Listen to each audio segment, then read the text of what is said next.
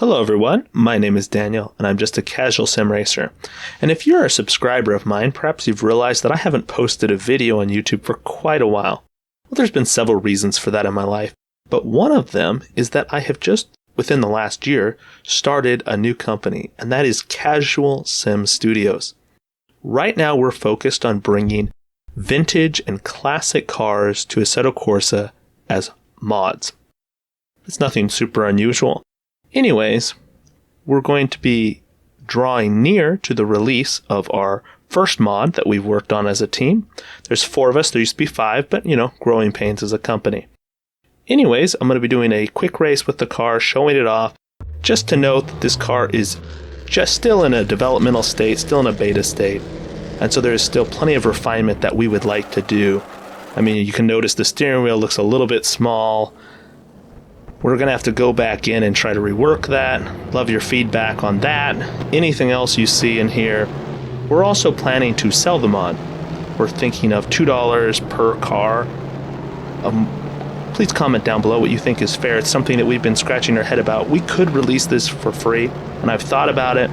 The problem is, if I release these for free, we just can't turn out the same amount of cars that we would otherwise. And we would like to regularly produce content, including such as producing a lot of the famous vintage cars, such as the IndyCar winners from 1911, let's say, all the way to like 1916, and then maybe working on doing a whole bunch of the Indy cars from the interwar period, from like 1919 to 1939, 1940.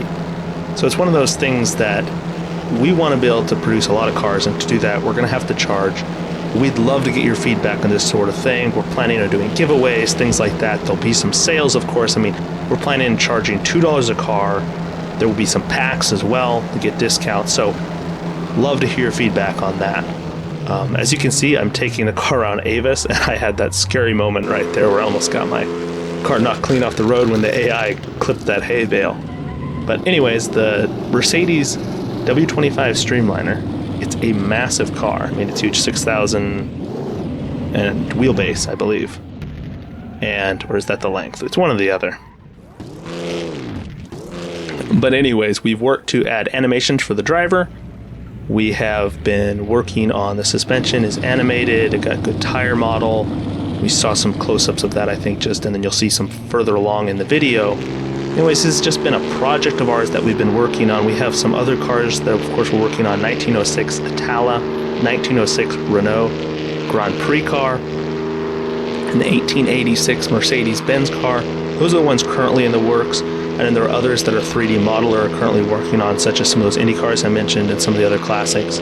We don't plan on producing anything newer than 1975 or so. But if there's something that you dream about and really want, please comment down below.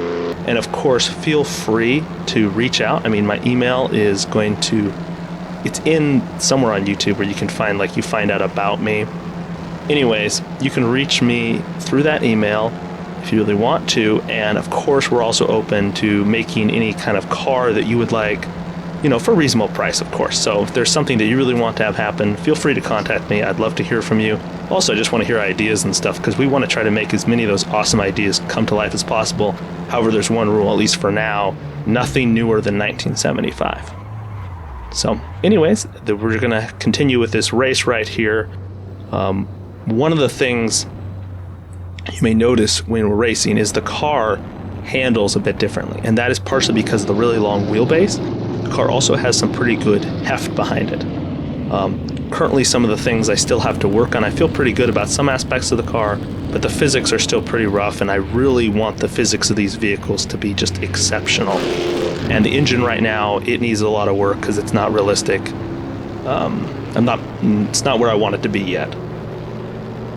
In terms of the look of the car, like I said, we're going to work on the steering wheel, but other than that, the car is pretty much finished. I know it's not the highest quality, and that's something that we're going to be working on to improve, of course, as we continue to do this. But I do think it's at that place where it still provides a very immersive look. It's not so... It may not be the highest quality car models that you can find out there. There's amazing car modelers that are a part of this modding community for Assetto Corsa. But we do feel confident that we're producing a nice, high-quality model that everyone's going to enjoy. The car hits, right now it's hitting like 220 or so, coming back, I believe heading north, coming back the other way towards the wall of death, as it was termed. I believe that was because it was downhill, and then right now going the direction we are, which is slightly uphill, hits about 205 miles per hour at the top end. Just a powerful car, pretty fun to drive. It's a lot of fun. There's a Legion's Auto Union Streamliner from the same era, and if you race this car against that car, it's just a blast on this track. It's really fun to relive that 1937 Grand Prix race that just set all the records for speed for like almost, 25 years.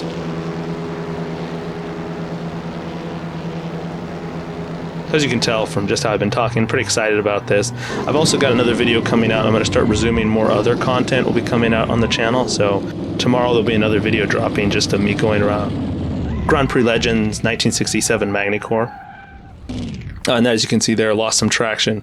Tires are old. They're 1930s pre-war tires, so you're not going to be able to just hang it around the corner, like you could in some of the more modern cars.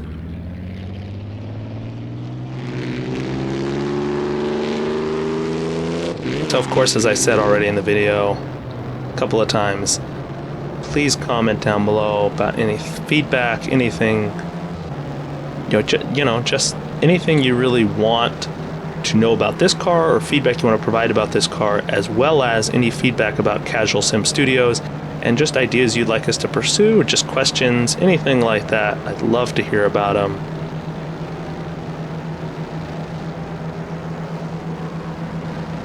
And I'm going to be honest, like this car right here has been one of my favorite cars of all time, and bringing it to life within Assetto Corsa, it's something that just makes me happy deep inside, and I can't really explain it, having my own creation be of a car that's one of my all-time favorites. So I hope it also, once it's released and things like that, I hope it brings a lot of enjoyment to, everyone that drives it.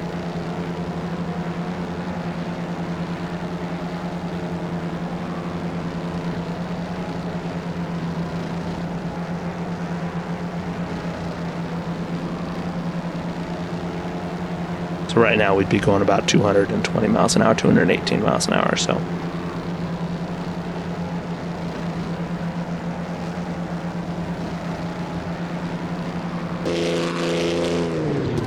And yes, you see that smoke effects. The tires on the car, if you brake too hard and you slide the tires too long, they will pop and you'll be sliding on the bare metal and those sparks going everywhere. Into the wall of death here. Coming around to finish the race. It was just a 2-lap race. I mean, the track's super long. It's like 9+ kilometers. 15 kilometers? I don't remember exactly. It's a long track. And that's the race. Alrighty, thank you for checking out this video. Hope to catch you soon.